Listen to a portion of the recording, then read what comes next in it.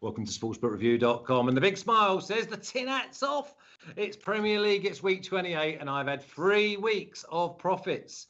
The thing is, earlier on in the season, it was La Liga, Bundesliga, and Serie A profits thrown away on Premier League. Now, profits from Premier League get thrown away on Serie A and La Liga. So I just need to have a weekend of all 4 going my way. Now, if you like this video, then please subscribe, press the button, and ring the bell. Ring the bell means I'll notify you. You'll never miss any content again. And that means tomorrow you'll know that there's La Liga. Monday, there'll be Champions League. Tuesday of next week, there will be Europa League. Now, watch your clocks, because the clocks go forward Eastern time, but I'm going to keep the shows at Eastern time, which means that I have to get up an hour earlier to make sure that you get your shows. Also, you press the link in the description. That'll take you over articles wrote by either Martin or Tan or Alex. But every sport that we cover here on SBR, whether it be video or not, we cover it with an article. It says meat on the bone, and they do parlays as well, and they are experts in their field. Now, it's March. March means March Madness, unless it was Unlucky Al from last year, because I did all the donkey work, and then they took the March Madness away from me. Not just me, everybody. But this year, we're going to have it. So, Zook, get the boys up and let us know about March Madness, please. March Madness is just around the corner, and we at the 3-Man Weave are here to tell you we have you covered. So make sure you subscribe to the YouTube channel SBR Sports Picks, Matthew, for all your video needs. Jim, if you want more, that's not enough. SPR also has a dedicated March Madness headquarters. You can find picks, videos, news, and an updated bracket over at sbrpicks.com/March-Madness, Kai. All you have to do now is sit back, relax, and let the games begin. Love a bit of March Madness. It goes completely crazy. Tomorrow, 57 games. 57. You try watching and keeping an eye out for all them games. There will be upsets. There will be teams with fatigue, and there will be teams that have not played many games, but they are fresh as daisies. So I fancy there will be a few upsets, even if everyone else wants to go for Michigan, Baylor, or the Zags. Now, I've got Martin and Matt, my usual 2. Martin, I'll come to you first. We're starting to get a little handle on this Premier League business. Oh, good. Glad to hear it. Glad to hear it. Yeah, it's been a bit of a topsy-turvy season, hasn't it? I think because of the sheer volume of games that they're having to play, it has been difficult from a handicapping perspective. But yeah, we're seeing some trends develop now. We know how teams like to set up. We know how ambitious teams are going forward, how strong they are at the back. So I would hope that we've got a good few weeks of profit ahead of us now. Yeah, I'd hope so. I think the Premier League, Matt, is the league where crowd participation is paramount, because when we have crowd, we know that it's hard to go away from home and get results. But this year with no crowds, it's just been a free-for-all. 100%. Yeah, a lot of roadsides doing well, and just a lot of topsy-turvy kind of matches where it is tough to predict. But we're going to do our best here, and I think that we can finish strong. So ready to break these matches down with you guys as always. Yeah, who would have thought Liverpool only score 1 goal in like 5 or 6 home games, and so many visitors go there and get the 1-0 win. And near neighbours Everton go in there, keeping a clean sheet and scoring 2. Zook, stick up our records, please. Okay, Martin, minus 10.16. Matt at 20 is catching me up. I think we're both meant to go the other way. Flash, minus 22.69. Remember, that was 27 or 28 a few weeks ago, so I'm going in the right direction. Team Parlay is doing great for us, but the total is 54.21. Okay, I'm just making sure that I've done that right. But this week, I'm promising you, there is massive value to be had. I've got a plus 550 and a plus 400. Now, if it's your first time in the chat, get yourself in, say hello, and if you press the button, the thumb, it will turn blue. Some say black, but they're colorblind. And then that will show a bit of appreciation. And YouTube love a bit of appreciation. Let's crack straight on to this game here. I'm going to come to you first, Matt. Newcastle plus 300. Turmoil. Draw plus 270. Villa plus 105. Is it fair to say that Villa are a little bit underpriced? It is, but Grealish won't be featured here, so it's a Villa squad that is solid, but no, their midfield creator Jack Grealish will not be fit here for this one. It looks like he might be fit for the next match, but In this one, Newcastle are just so injury riddled right now. It's difficult to find a way to back them in any way, shape, or form. They're really relegation contenders right now for me with some of the attackers that they have and that are injured right now. It's going to be a struggle here. They're going to have to limp in to the final legs here and somehow, stay afloat. But, I think that Villa have enough here, even without Grealish, to get a win. I think that Newcastle will have a really tough time scoring. Villa have done a good job this season of winning matches to 0, and I see that kind of continuing here. I think that Villa probably scraped this one, even without their main man. So Villa plus 105 looks decent. I just don't see where the goals are coming from, though, as well. So I've played the unders here. I think it's low scoring and Villa win. If you want the most value, probably Villa win to 0. But under 2.5 for me looks pretty good. Is the best play here, Martin, pass? Yeah, I've passed this one, but I was just thinking that I would probably go with under 2.5 goals as well. You can get minus 125 on it if you shop around for your odds. It's paid off in 4 of Aston Villa's last 5 games. Like Matt said, they really do miss Grealish in the midfield because he links all the play together. He's their creative spark.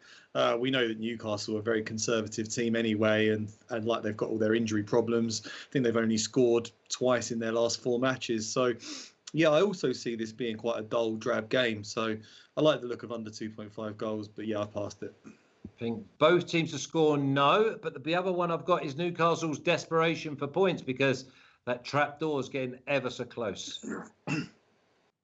Yeah, definitely. It's going to be a very difficult end to the season, I think, for Newcastle. They've got some decent players, but injury problems and they haven't been getting the results. And the teams below them are all starting to pick up points. Fulham especially are looking strong. So I think they can really claw their way out of the relegation battle in the weeks ahead. And looking at the teams above them, Newcastle were the team that you really have to be the most fearful of. I still think Brighton have got more quality. Burnley know how to scrap for results. So I'd be feeling a bit nervous if I was a Newcastle fan right now.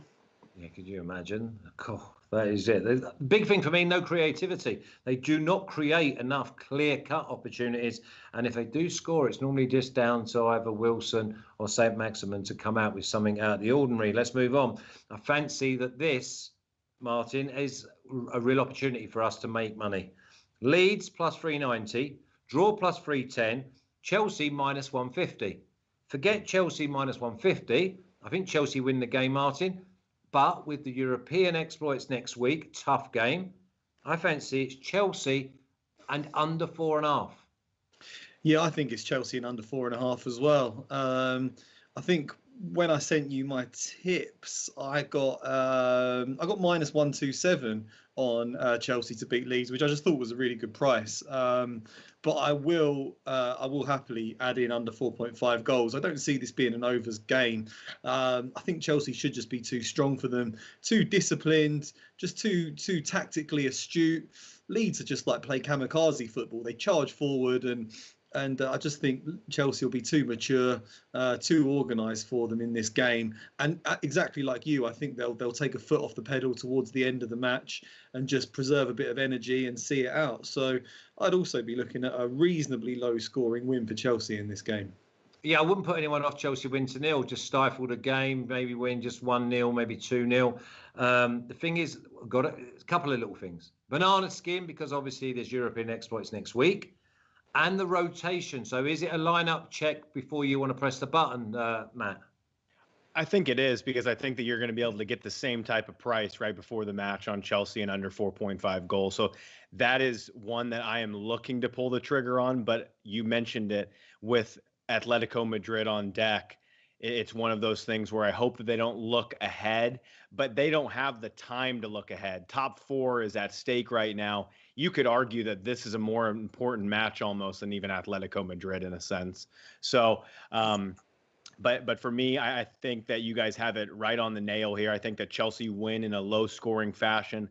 They've been winning to 0 at a really high rate ever since Thomas Tuchel took over. I don't see that stopping really, and everything that I'm seeing from Leeds is it's not good. I watched their last match for the full 90. not enough creativity, really not a ton, maybe one or two clear-cut opportunities where Bamford, he has those days where he just really doesn't have the confidence in front of goal, and he hasn't been scoring as much of recent. So, yeah, I think that you guys are on the right side. I think it's an unders match as well. Just Chelsea, I believe, like 10 of 11 since Tuchel took over have gone under 2.5. That's where I'm going here. Yeah, I mean, I think they're plus 110. And the other one is, if you like trends, Patrick Bamford, he was a young boy at Chelsea. He came through the ranks at Chelsea. He was going to be the next thing since sliced bread at Chelsea. But he's now found himself a home at Leeds. I'm wondering if Leeds are gassed out. I really am. Their squad's not been big enough. They've not been able to carry the injuries. A lot of these players have played a hell of a lot of football at the top level, and it's high tempo stuff, and it's going to take their toll. And not many teams work harder than Leeds, by the way. Okay, so that's from one game to another. We're going to go, Matt. Palace plus 120, draw plus 230, West Brom plus 280. Now, obviously, everyone wants to know, oh, is Zaha going to play? Palace look dog awful. So West Brom should be like plus 450, plus 475. But because Palace are dog awful, they're like plus 280. So all of a sudden, is there any value anywhere in this game? I think that both of these teams really struggle in front of goal. I think that that's where the value could lie. I don't see really West Brom scoring here. I think that Palace have a shot to. But I love what Roy Hodgson really does with this team. I mean, he grinds out points with a below average squad, and they keep it tight. They have a good goalie. I just see both teams not being able to score here. BTTS, no here at minus 120 to 125 or 1.8. I just don't see where the goals here. Where's the quality in this match? I can't find it. West Brom are definitely going to have their suitors here, though, because they're a little bit like a poor man's Fulham. Fulham was struggling earlier on in the season, then they put it together, then they started staying in games. I'm wondering if West Brom stay in game, maybe draw half-time is the way to go here, Martin. Yeah, I think this is a really difficult game between two very similar teams. Sam Allardyce obviously knows Crystal Palace well. I think this is going to be another pretty drab unders game. They were quite adventurous in the early weeks of the season, West Brom, but they're much more conservative now that Big Sam's in charge. They're fighting for every point. I don't think it's much of a compliment to be called a poor man's Fulham. That's about as backhanded a compliment as you can get in the Premier League. But yeah, I still think they're going to get relegated. Crystal Palace probably should have just about enough now that Zaha's back to scrape a victory. But yeah, I don't like this game at all. I would just say pass it, move on to the next one. It's funny because Palace are only like a couple of players, or you can look at them and go, they're not far away. But when you see them perform, I mean, they should have been 4 down at Brighton. They went and won. Then they go 1-1 at half time away at Spurs and get beat 3 or 4-1. It's like they need more. They need more strength in depth. They need players that are going to, I don't know, take a grip on the game, I'd say. Now, the next game, I've got this team right the last few weeks. They've cost their money when I bet them, money when I faded them. I'm going to fade them again. Everton, minus 110. The draw, plus 245. And Burnley at plus 375. Talking of unders games, Martin, this has got to be one. Could well be. I'm not fading them just because I like what I see from Everton going forwards. I know he has played quite conservative in recent weeks. I think James Rodriguez was out and he left Gylfi Sigurdsson on the bench against Chelsea. But I think Richarlison's looking in really good form right now. He's looking really sharp. Calvert-Lewin's overdue a goal. I think they could enjoy playing against Burnley. They're not really a soft touch anymore, Everton. They've got decent, strong, tough tackling midfielders. I think they'll go toe to toe.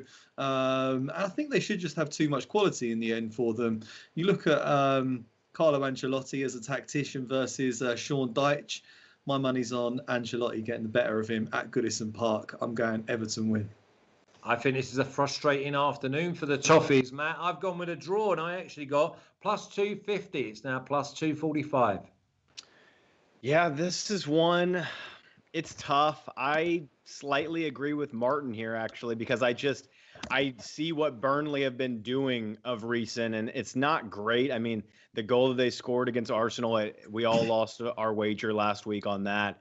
Granted, Jacastrophic type of execution there at the back. it's something that has become like a formality, it seems like, over the seasons, and it cost us that one, and that really sucked. But James should be back here, and I think he's a player that will want to get on the ball and pick out some passes here. And Martin touched on it. Richarlison's in brilliant form right now. I think that Everton probably squeak this one, but I've left it. Okay, yeah, I'm firmly on the draw. The next game, I don't even know how you begin to try and find value, unless you think that Fulham are going to shock the champions elect, because we've got Fulham at plus 1,000, Matt, draw plus 425, Man City minus 290. Is this one of those where you go Man City win to 0? That's what I think happens. And so I've gone with Man City and under 3.5 goals here. That's a bet that I know Martin's been on a lot recently, and it's been coming in left and right. So I've been paying attention to that. I think that Fulham, they'll hang on here for dear life, and I believe that they can keep this to where it does stay under the 3.5 and make it somewhat difficult on City. City do have a fixture next week in the Champions League, so you know how that's going to be. They're going to rotate here, and that's what keeps me off of the win to 0. But I still think that like a 2-1 is very possible. Unders have been coming in. Their defense is great. Man City and under 3.5 goals at even money, I'm in. Yeah, the only downside you've got with Man City and under 3.5 is like a bit like they were against Southampton. They were huffing and puffing, and then in the blink of an eye, it's 5-2. They've got such strength in depth. Martin, it's like, do you see Fulham scoring? Because if you don't see Fulham scoring, it's win to 0. If you do see them scoring, it's Man City to win and both teams to score. It's a really difficult one. I have no idea, Flash. There's reasons to quite like Fulham in this game, because Man City played in the week, whereas Fulham will be fresh. They've been, they haven't been thrashed for a long time. They've been really competitive in every game. They could give Man City a decent game here, but yeah, I'm kind of leaning towards what Matt's going for. I would have thought an unders game. Man City and under 3.5 goals does look good. Whether that's 2-1 to Man City or 2-0 or 3-0, I'm not 100% sure, but that's the way I would play it. I know they were looking a bit on the ropes against Southampton at the start yesterday, but in the end, it looked like a really resounding. 14 minutes, yeah. 14 minutes, they looked like they were like not at the races. Saints, and then for 76 minutes, it wasn't the very mighty Saints. Mahrez looked terrific, but yeah, he'll rotate his players. I think they'll be strong in this game, but I think it'll be a moment of magic from a few Man City players that unlocks the door here, and a low-scoring victory for Man City. But I'm not betting on this one. Okay, well, there's a game that I think we can bet on, because we got Southampton at plus 205. There's a couple of other injuries to add to Southampton, but I mean, I'll do this, the prices first, because we've got Southampton at plus 205, draw plus 220, and Brighton at plus 175. Now, first of all, the Southampton manager gives McCarthy a break and brings in Fraser Forster. Fraser Forster keeps clean sheets, and the team go to Sheffield United and win. He then brings in McCarthy, the poor geezer, away at Man City, and they end up letting him 5. But Southampton are decent going forward, and they are creating. I've actually gone with Southampton to win and both teams to score, Martin, at a massive plus 550. I can see this being 2-1, 3-1. That is a massive price. Yeah, I'm just going for both teams to score. I'm not sure which team's going to win. Like I was just saying about Man City, I think Southampton do have a handicap in this game in that they played yesterday, whereas Brighton didn't. So I would expect Brighton to be fresher. It's never easy to play against Man City. You're chasing shadows for 90 minutes, really. So I think they could be quite fatigued for this game. I still think they'll unlock what has been a pretty leaky Brighton defence, but I don't see them keeping out Brighton for 90 minutes.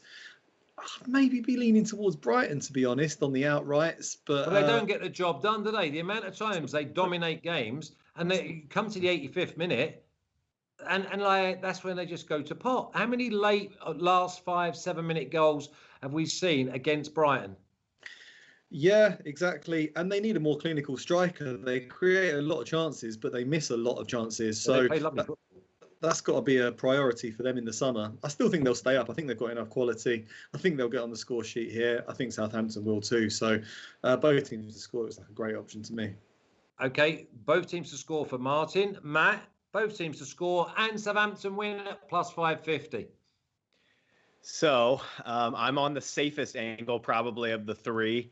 I'm on the over 2 here. I think this game has goals written all over it. This is banker material, I think, for me. Just when you're looking at Brighton, I hope that, I mean, there was a funny video over the week, though, that I saw. It was like 4 minutes long, showing all of the half chances and all of the clear-cut chances that Brighton have missed this season. It was pretty good, pretty comical. Hopefully Pretty they can long. put a couple. Yeah, exactly. A long video. But the thing is Southampton's defense, whenever I've watched them in the past month, their set piece defense it's like diabolical. Sleeping policeman. Oh my gosh, it's bad. And Brighton have a lot of tall aerial threats on their team. They haven't scored a ton of set piece goals, actually, which is shocking because of their size and their aerial abilities this season. But I just worry for that Southampton defense a little bit on corners, any kind of set piece around the box. So I would flip it if I were you, Flash. I think that Brighton are actually slightly deserved favorites here, and with Southampton's form that they're in right now, it's really, really bad. But I think that this game should have 3 or 4 goals in it. So I've gone over 2. Yeah, let's hope you're right, because Southampton had the Indian sign over Brighton. You could say it's a mini South Coast derby, even though they're still like 2 hours away. I see Southampton winning the game. I'm just hoping they let one in. Leicester, minus 190. I think this could be a trap. Draw plus 340. Sheffield United plus 650. Leicester have been absolutely awful recently. They got the 3 points down at the Amex at the weekend, 87th minute winner. But Sheffield United scrapping for their lives at plus 650. You could even give Sheffield. I don't think Sheffield United get beat by more than 1 goal. So if you wanted to take the odds, you go Sheffield United plus 1.5, Matt. I agree. I think that this is pretty trappy, and this was a quick pass for me. If I had to play this one, I think it's right now where the teams are and some of the injury concerns that the Foxes have. I think it's a fairly 50-50 matchup, which is, some people will call it crazy. I mean, just for how Sheffield United have played this season. But I just see this one as, yes, Sheffield United scrapping for every ball that they possibly can. They could cause some havoc in and around the penalty box.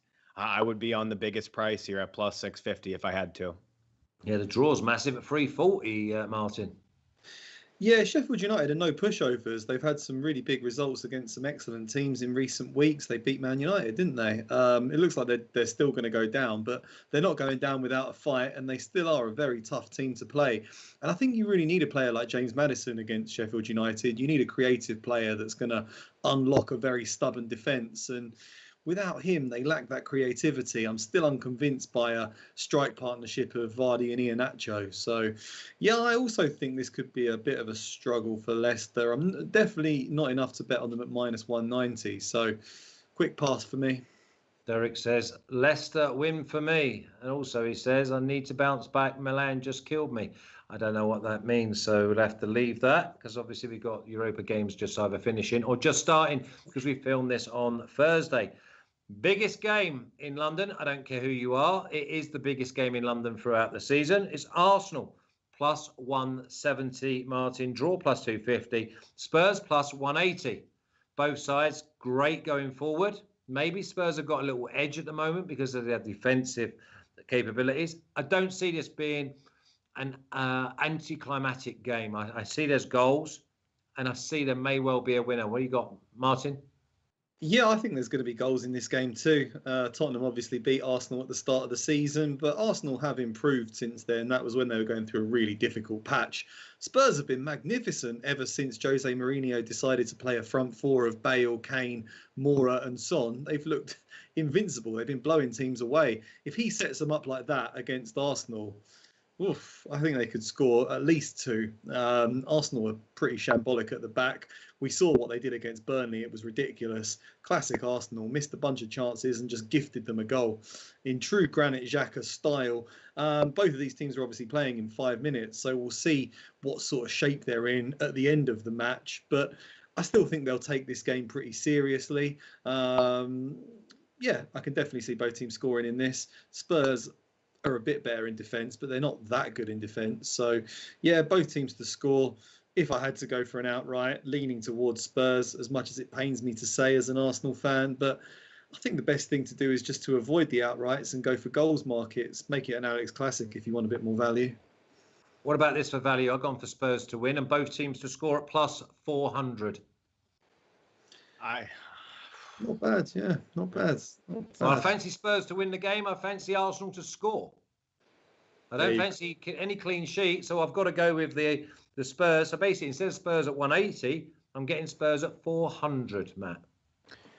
I like it. So I'm looking at the lineups right now. Arsenal are 100% full strength here on the road in Greece, and Tottenham are, I don't know, it's probably a 4.5 out of 5 star lineup for them right now. So it is a really fun and interesting match. I think that right now there's a touch of value on Spurs. Like, I think when this match is getting ready to kick off, I think that this line will flip, and I think that Spurs will close as a slight favorite here. Matt, do you not think that there's a little bit of you've got to wait and see? I mean, I jumped in and took the 400, and then afterwards I thought, what happens if Kane gets injured? What happens if Aubameyang or someone gets injured? I've dived in a little bit too early.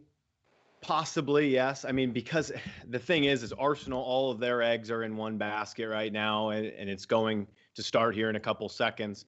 Same with Spurs, really. I mean, both of these teams have the other route, basically, to get where they want to be, and that is interesting. I mean, you could see some rotation even for this kind of big London derby, which would be interesting. But I expect both teams to field their best lineups here, really. And I just expect that Spurs do close as a slight favorite. I agree with you, though, Fletch. I think that both teams to score and Spurs would be the way to go. I've left it for now, but I think that Spurs will be the favorite before this match tips off. So if that's, maybe a little bit of info for everyone, I think that it's an interesting game, though, Martin, because both teams want to play on the counter. It's almost like Spurs want to just break it up a little bit PSG-ish against Barca in their first game, where they sit back, they invite them on, and then they've got pace of Bow and Son bombing. And I mean bombing, but again, it's a lineup check because we need to see that everyone comes through safely. Lineup check, because if he plays the front four, then you would expect Tottenham to come out all guns blazing. But if he plays it more conservative than that, then it could be a classic Jose Mourinho park the bus. Win 1-0. 1-0, which he kind of did against Arsenal earlier in the season. It was 2-0 to Tottenham, but he just let Arsenal have the ball for 70 minutes of the game after they'd gone 2-0 up, and Arsenal couldn't find a way through. So, if you see a quite conservative Tottenham lineup, then that might make you think twice about the both teams to score in overs. Yeah, I have got to admit to myself and everybody else, I do get this game wrong more often than not, because I remember Arsenal completely battering Tottenham in the when they came out of lockdown last season, and Tottenham broke away and scored. I just could not believe it. Next game is going to be fans from both sides. Man United -110, just had a tough game against Milan. Draw +280. And the surprise package of the season is David Moyes' West Ham, and they're at +350, Matt. Yes, this is a good one. I mean, United just conceded a 92nd minute equalizer to Milan. So both teams to score came in there. Sorry about that. I mean, both teams to score at -110. Yep, exactly. So that was a beauty by you, Flash. This one here, I believe that I would be leaning more towards a West Ham side or the draw. I think that I like the continuity of this West Ham side. I remember talking about it a couple months ago and seeing a couple interviews from some of the players. They've got a real genuine continuity of this team. Diallo was just really fantastic, though. The young 18-year-old that just transferred over to United, he's going to be some player, and he scored against Milan. So yeah, it's Bruno Fernandes. It's his show. There's not going to be Rashford here. I think that going with the draw here, I think is probably the best route, and that's where I would go. I'm on the fence right now. I want to see some lineups, but I think the biggest, a big price in the draw is really valuable here. The big surprise for me is the lack of goals that Man United have been letting in, though, Martin, because I know they had the 3-3 against Everton, but apart from that, they've kept 5 clean sheets. And don't get me wrong, I'm not going to start here waxing lyrical about Maguire because I think they're scandalous at the back. But it's Fred and McTominay, the front screen that they do and the work rate they get through has really enhanced the way that Man United break it up. 2 seconds later, they're shooting on the opposing goal. Yeah, but you also get really strong work rate from West Ham. I think they're terrific in midfield with Declan Rice and Soucek. So I think they'll really match them up quite well in this game. I'd be totally happy with a draw because I'm going for West Ham plus 0.75 on the Asian handicap line. I think this is a huge game for David Moyes, returning to the theatre of dreams. And, if Jesse Lingard plays, it's a huge game for him. I'm not sure. I think you're allowed to play against your parent club now. But again, it's agreement. I mean, is he on loan or has he gone there full time? He's on loan. He won't. So there could be something in there that says he doesn't. But if not, I think West Ham, they're in fine form right now. They're having a terrific season. They've had the week off. Man United have had a pretty grueling game midweek against AC Milan. Just had that heartbreaking equaliser that they conceded in the 92nd minute. I think it's all shaping up pretty well for West Ham to go and get a result there. They've taken points off a lot of big teams this season and they're flying high. So yeah, I'm quite liking West Ham in this game. Okay. I've got with Man United at minus 110 only because I don't think we're going to be seeing that type of price. Dwayne says about prices and that indicate towards a draw. I always say it's around 2.15, so plus 215 and around plus 190. I don't look at the sides. I just go for the draw unless something really, really exceptional happens. Now, the last game is Wolves plus 380, draw plus 270, Liverpool minus 115. I saw Wolves plus 410 this morning. I was so close to either double chancing or giving maybe Wolves a little bit of a plus 1.5. Do we fancy Liverpool, Martin? Not really. I wouldn't bet on Liverpool at all right now. Obviously, he rested a bunch of players against Fulham at the weekend. They lost. It kind of paid off in the end because they were all back in the team to beat a decent RB Leipzig side last night. So that shows you where their priorities lie. But now it's a while until the quarterfinals. We haven't even had the quarterfinal draw yet. So they can afford to concentrate on the Premier League. It's so difficult to bet on Liverpool right now. I mean, if Fabinho's playing in that holding midfield role, he's terrific. But that does mean that you've got Kabak and Phillips in defence, which is less than ideal.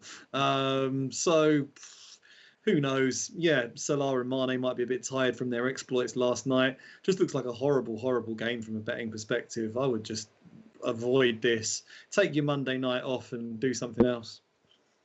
Yeah, Matt, Liverpool are your side. But before I come to you, Maravek says, why are you guys doing this during the Europa League games? It's because of the schedule. We are so busy here at SBR. And with the March Madness, we've got NBA, we've got the hockey, the ice hockey, that is, NHL. There's just too much going on. And obviously with the Champions League and Europa League, that's not every single week. But no, I do hear you. And if there was a better slot, then obviously we would like to fit into it. Maybe it's something to look at for next season, but obviously we cannot go against the Champions League and Europa League schedule. Matt, Liverpool, minus 115, gift or trap? I would avoid it like the plague here. I really would. I agree. It just depends on what Liverpool turn up. It really does. I mean, if you get one of their Champions League type of teams, I mean, they'll win here. They'll get the 3 points in a tough match, though, because Wolves never make it easy on a top 6 opponent.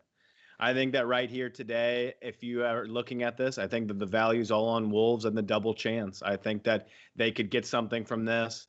I think that Martin touched on it correctly. I think that Jurgen Klopp has prioritized Europe now more so than the Premier League. they're going to have to really start ramping up and getting points thick and fast right now. It's not over yet for the top 4, but it's looking very dull right now. It's a tough one. If you do get the Fabinho, Thiago, Wijnaldum midfield, I mean, they're going to control this game though really well. So it's one of those. It could be an in play type of thing. Yeah, Wolves have not been great. Is this a draw half time? Also, I quite like Liverpool when you can hit a side on the break. I just got to leave the game alone. I have. Now, listen, we're going to need a 2-team parlay, so please get your heads together, gentlemen. But let's have a look at the picks, and don't get blinded by the value on the right-hand side of the screen, please. Zook. Martin's picks. Chelsea, -127. He's been sniffing out the value. Everton, don't complicate it, -109. Southampton, both teams to score at +105. Arsenal, both teams to score at -138. And West Ham at +0.75 at -123. Matt's picks. Newcastle under 2.5 goals in the game at -130. Palace, both teams to score no at -120.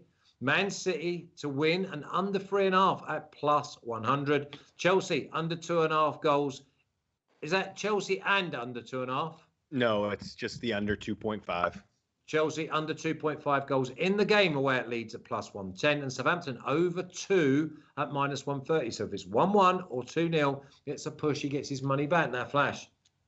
Chelsea and under 4.5 goals at +110. Everton draw +250. Southampton to win and both teams to score at +550. Man United -110. Don't complicate it. And Spurs to win the North London derby. But Arsenal to get on the score sheet at +400. Loving that. There's about 15 units there. And by the way, it's the first time I've seen that grid full. 15 selections.